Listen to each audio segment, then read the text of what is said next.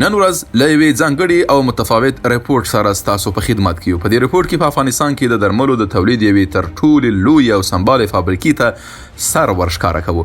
هغه فابریکه چې په لسګونو قلمه درمل، شربتونه، ټابلیټونو، کپسولونو او ساشي په معیاري ډول تولیدوي او بازار ته وړاندې کوي. په دې پروګرام کې به د درملو د تولید له بهیر سره له خامو موادو نیولې تر لابراتوار تولیدي برخې او بسته‌بندۍ پورې بلد سو. مخکې له دې چې پروګرام پیل کړو، له تاسو غواړو که تر اوسه مو د عروج چینل نه دی سبسکرایب کړی، همدا اوس یې سبسکرایب کړئ او ویډیو له خپلو دوستانو سره شریکه کړئ ترڅو د وطن له تولیداتو ملاتړ وسي.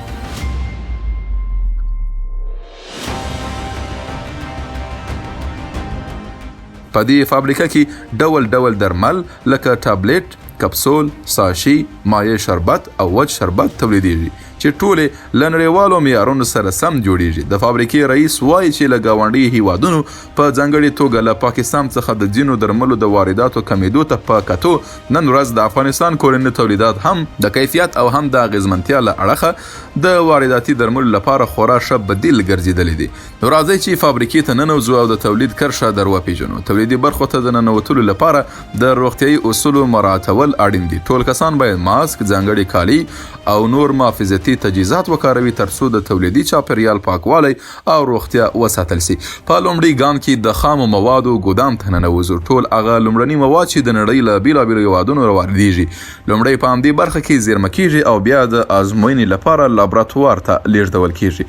په لابراتوار کې خام مواد او نیمه بشپړ سوي او وروستي محصولات تر دقیقو ټسټونو لاندې نیول کیږي په شمول د ټابلیټ، کپسول او شربت اړوند ازموینې. د لابراتوار متخصصین تشریح کوي چې د ټابلیټ او کپسول لپاره مهمه ازموینې لکه په معده کې د حل کېدو ټیسټ ډیسولوشن ترسره کیږي ترڅو معلومه شي چې درمل په معیاري وخت کې په بدن کې حل کیږي او خپل اغیزه پیلوي.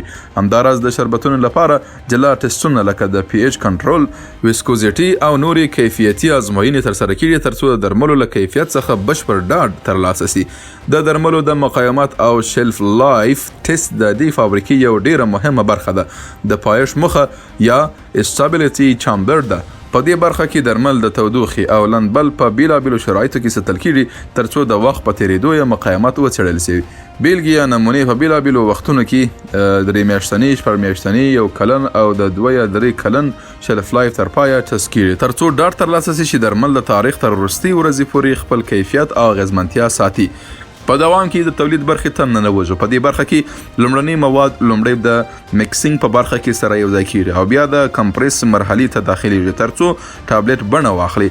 ځینې ټابلیټونه چې محافظتي پوښ ته اړتیا لري د کوټینګ برخې ته ځي ترڅو یو نری محافظتي پوړ ور باندې جوړ شي. له هرې مرحلې وروسته نمونې بیا لابراتوار ته لیږدول کیږي او یوازې د وروستي تایید وروسته بل پړاو ته د تګ اجازه ورکول کیږي. د لابراتوار له تایید وروسته محصولات د بلسټر او وروستي بسته‌بندۍ برخې ته داخليږي. په دې برخه کې د تولید نیټه، د پای نیټه، د تولید د کرښې نمبر او نور اړین معلومات په دقیق ډول لیکل کیږي او درمل ګودام ته لیږدول ته چمتو کیږي. د شربت تولید برخه د شربت په برخه کې د تولید پړاوونه په بشپړ ډول جلا او تخصصي دي. لومړني مواد لومړی په ځانګړو ټانکونو کې مکس کیږي او د معیاري حجم او ترکیب له پوره کېدو وروسته نمونې د ازموینې لپاره لابراتوار ته لیږدول کیږي. له تایید وروسته شربت د ډکولو، سیل کولو، لیبل کولو او وروستۍ د بسته‌بندۍ مرحلې ته ځي. د دې فابریکې د تولید ظرفیت په هر کاري دوره یا شفت کې تر 15,000 بوتله شربت پورې رسیږي چې د بوتل د اندازې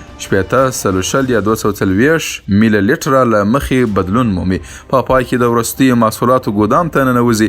دا فابریکه په مجموع کې له 15 قلمه ډیر درمل تولیدوي چې په پکې د معدې، اعصابو، ټوخي، انټي بیوټیکونه او ځانګړي درمل لکه د مرګي درمل شامل دي. مسؤلین ټینګار کوي چې دغه درملو کارول باید خامخا د ډاکټر د نسخې سره سم ترسره شي. همداراز نورې هیوادونه لکه عمان او یمن ته د درملو د صادرولو پلانونه تر کار لاندې دي چې دا د وطن د تولیداتو لپاره یو لوی ویاړ ګڼل کیږي. د فابریکې مسؤلین له ډاکټرانو او ګرانو هیوادوالو غواړي چې پر کورنیو تولیداتو باور وکړي. کورني درمل د لابراتوار تر دقیقې څارنې لاندې تولیدیږي او د ډیری وارداتي درملو خلاف په اوږدو لارو او د ترانسپورت په نامناسبو شرایطو کې زیان ونه ویني. د وطن پر تولید باور هم د خلکو له روغتیا سره مرسته کوي او هم د هیواد د اقتصاد د پیاوړتیا هیوادوالو ته د کار د زمینې برابرولو لامل کیږي. ګرانو دوستانو، د دې ریپورت پای ته ورسیدو. د افغانستان کې د درملو د تولید یوې تر ټولې لویې فابریکې څخه زموږ ریپورت او په پای کې یو ځل بیا له تاسو هیله کوو که دا ریپورت مو خوښ شوی وي خامخا د عروج چینل سبسکرایب کړئ، ویډیو لایک کړئ او له نورو سره یې شریکه کړئ تر څو د وطن د تولید غږ ټولو ته ورسیږي. د ودان آزاد ځان بسیا او صنعتي افغانستان په هیله.